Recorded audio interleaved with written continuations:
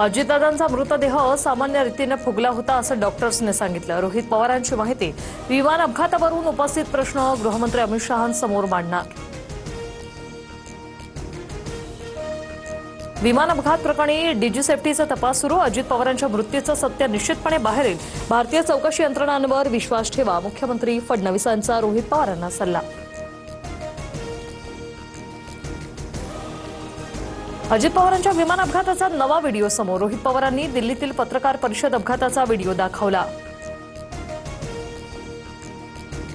डीजीसीएकडून बारामती विमानतळाची पाहणी, विमानतळाची सुरक्षा व्यवस्था, धावपट्टीची स्थिती आणि तांत्रिक सुविधेचा आढावा लवकरच सविस्तर अहवाल सादर करणार।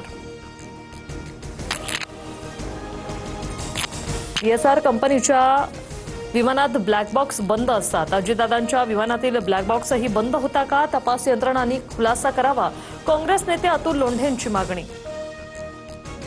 I might be an Olympian, but just like you, I still care about getting the best deal. With Lemfi, I send money at the right time and get competitive rates whether I'm in the US, UK, Canada or Europe.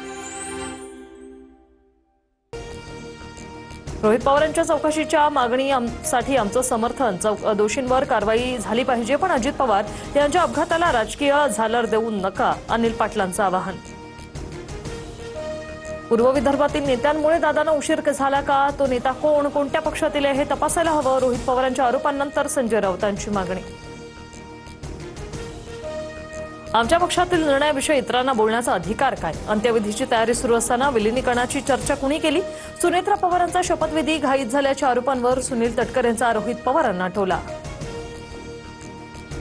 Rohit पवारांची उद्याची पत्रकार परिषद रद्द, निर्णयामागील कारण अद्याप अस्पष्ट। राष्ट्रवादीच्या विलिनीकरणाची चर्चा सुरू असताना अचानक पत्रकार परिषद रद्द झाल्याने राजकीय वर्तुळात खळबळ।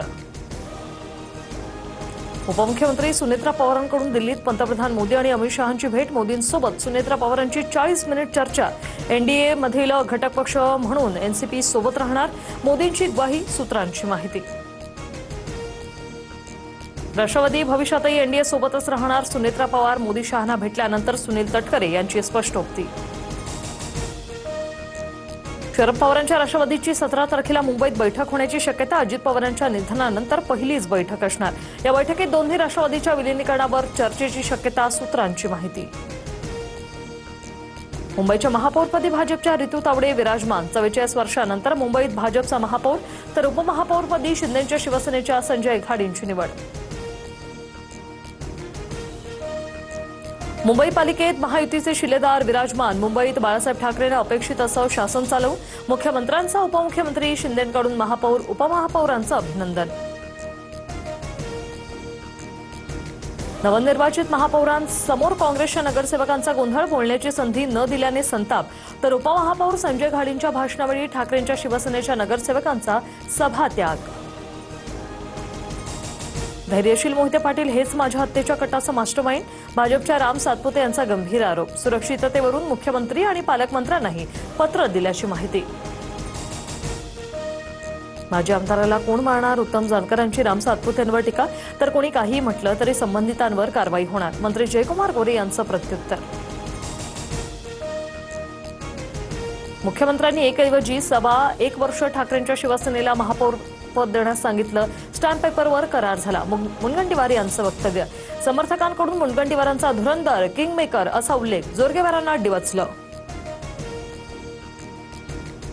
पावसाळ्यापूर्वी सर्व रस्त्यांची डागडुजी व्हायला हवी। कामात अचूक आढळल्यास अधिकाऱ्यांना जबाबदार धरून निलंबनाची कारवाई करू, ठाणे जिल्हा नियोजन समितीच्या बैठकीत उपमुख्यमंत्री शिंदेंचा इशारा।